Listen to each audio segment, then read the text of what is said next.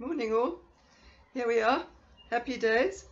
Lovely cool weather outside after a couple of days of lovely heat. We have drizzly, misty weather, which is super.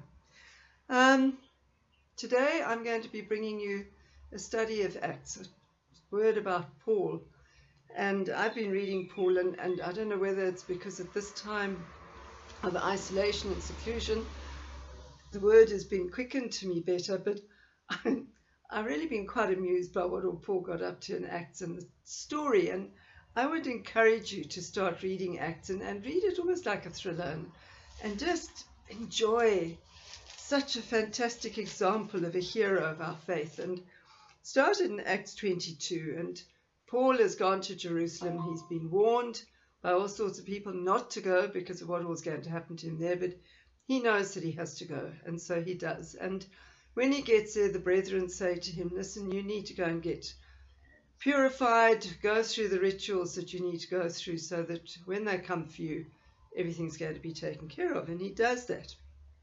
And he then goes, of course, and starts speaking the word boldly in the temple, and the leaders get upset with him. And he shows incredible wisdom in his speech because he knows the law, he knows scripture, he knows the way the Pharisees and the Sadducees think and operate. And so he throws in a curveball about the resurrection and gets them arguing among themselves. And it just put me in mind of Hosea 4:6, which says, my people are destroyed for a lack of knowledge, the first part of that verse. And I don't mean that as a threat, and very often it's given out as a threat, but it's a word of caution. It's know the word, know the Lord, know what he's capable of, know exactly who you are in him. I think it's so important. And Paul was able to stand up and talk because he had that deep and intimate knowledge of scriptures and things.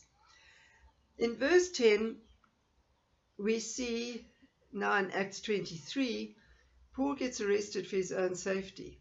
And that also put me in mind of where we are at the moment. We're sort of under house arrest of a sort, for our own safety, not because we've done anything wrong, but in order to protect us from a very real and very present danger that's out there.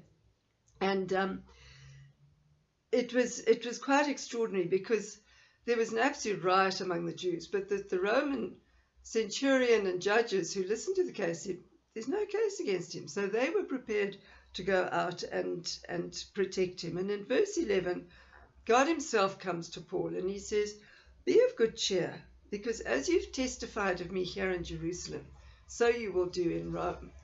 And so Paul has this extraordinary knowledge and this conviction that no matter what all happens, he knows exactly where he's going to. He's not going to die. And I believe that's true of many of us at the moment. There's a lot of fear out there of what's going to happen to us. But you know what? Our work's not done. God has a job for each and every one of us. And I truly believe that this is that time. And he's not going to let us disappear if we're not meant to. So start taking strength, taking courage from that, of knowing that, hey, God's got work for me to do. I'm not going anywhere that he doesn't want me to go. I was also then interested because there was a plot that was made to kill Paul, and 40 guys actually took a vow that they would not eat or drink until such time as they murdered him. Well, as we all know very well, Paul ended up in Rome. So those poor guys either died of starvation or they broke their vow, one or the other. But it's quite interesting how, we get militant, and we get the militants who promise and threaten all sorts of things which they're totally incapable of delivering on. And yeah, we just need to see a lot of that for what it is. Anyway, the governing authorities organized to get Paul down to their king, who also invites the Jews to come and make accusation against him. And this is old Felix. And eventually we hear that Paul is sort of ministering and talking and doing all sorts of things.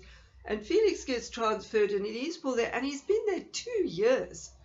I mean, we're all belly aching about 3 weeks or maybe 3 months. Who knows? But Paul was left hanging around, twiddling his thumbs for 2 years. But Paul being Paul, he didn't waste 1 second of it. he carried on doing the work that the Lord had given him to do in that situation.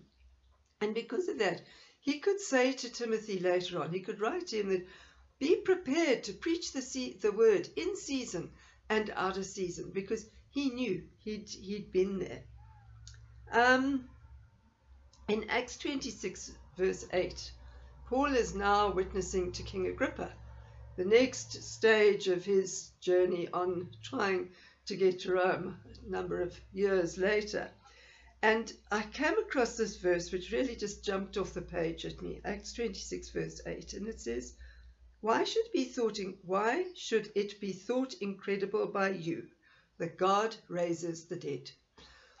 And yeah, why is it thought incredible by us that God should raise the dead? This is the God who put water out of rocks, who parted the seas, who's done so many incredible things. We've had Jesus as witness. We've had 2,000 years of testimony, but still we find it incredible that God should raise the dead.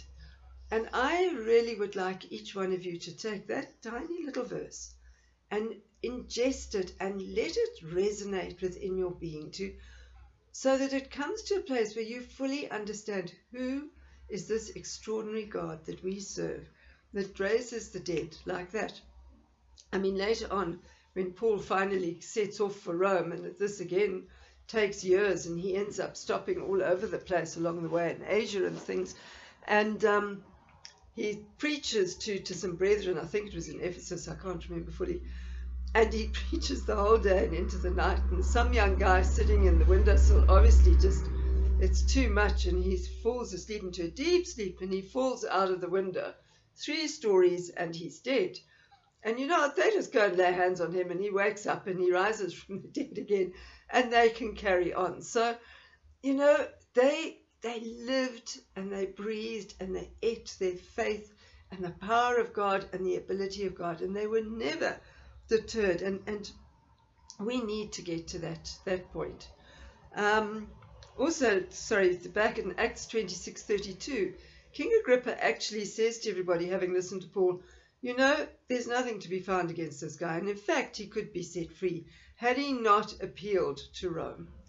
And of course, Paul knew that he had to appeal to Rome because he knew that he had to get to Rome, because that was the instruction from God, that you will go and testify of me in Rome.